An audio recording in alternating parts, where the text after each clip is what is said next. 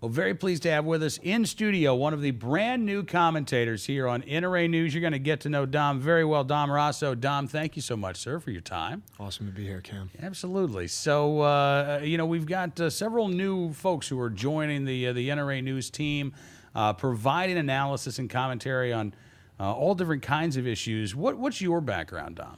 I did 12 years in the Navy as a SEAL and just recently got out, and now I'm going into this role and trying to help you guys out. What made you decide that this was something that you wanted to talk about? I mean, you've been fighting for our rights for over a decade, and now you're sounding off. Well, I think, guys figure out a way to continue to serve, whether it's giving back to the families from our brothers that we served with. And, I don't think it could have been a better time to figure out how to continue to serve the country. And my goal was, I wanted to educate people on what reality is. And I think after all this started unfolding and the attacks on the Constitution, and I feel like the freedoms that we've been fighting for a long time, and guys that have given their lives, have fought for and believed in, those are being threatened by politicians and people in our own country. And I think it's time for people to start standing up. And I just didn't think there was a better opportunity than now to do that. So. Well, listen, we're glad that you're here, and you're right. I mean, there are so many politicians who aren't just going after our right to keep and bear arms. Really, I mean, there has been a focus on veterans and talking about guys and gals who have served. They've served their country well. They've served in Iraq. They've served in Afghanistan. A lot of times, they've served in both of those theaters.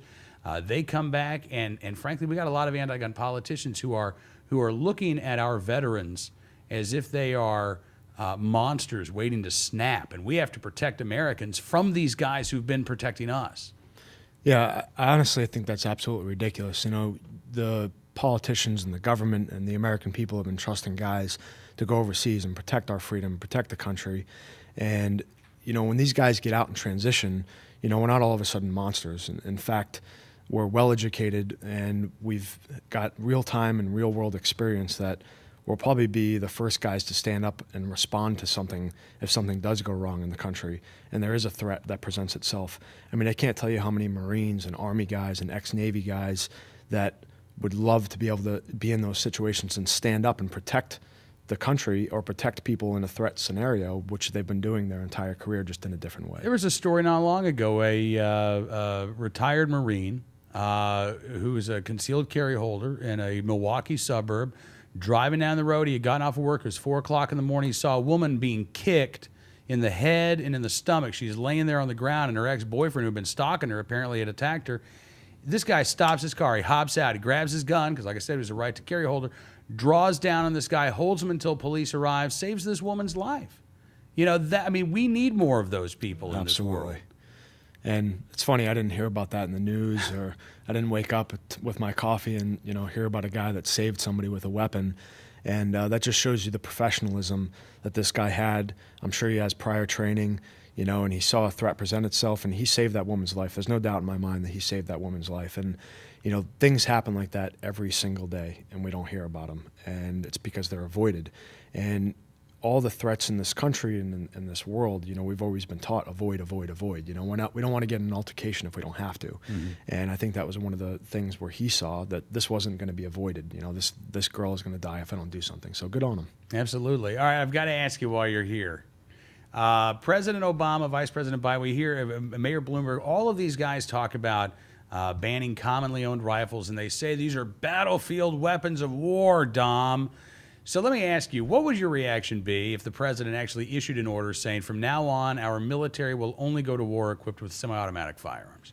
Well, I was just having this conversation not too long ago. That would be ridiculous, right? They ask us to go overseas. They ask us to protect the country and go, fight this nation's enemies. And how absurd would it be if they said, we have to limit your magazine capacity to go and hunt down the bad guy? Well, that bad guy that we face every day overseas is no different than a criminal that's here in the country. And, we have to treat it that same way. If they were to limit the magazine capacity over there, it wouldn't make any sense. So why am I going to limit the magazine capacity here when I'm threatened or my family's threatened? Absolutely. Hey, listen, Don, it's great getting a chance to meet you, man, and really, Absolutely. really looking forward to having you here on NRA News and having you back on the program more. Looking forward to it. Don Raso joining us, the latest contributor to NRA News here on Cam and Company.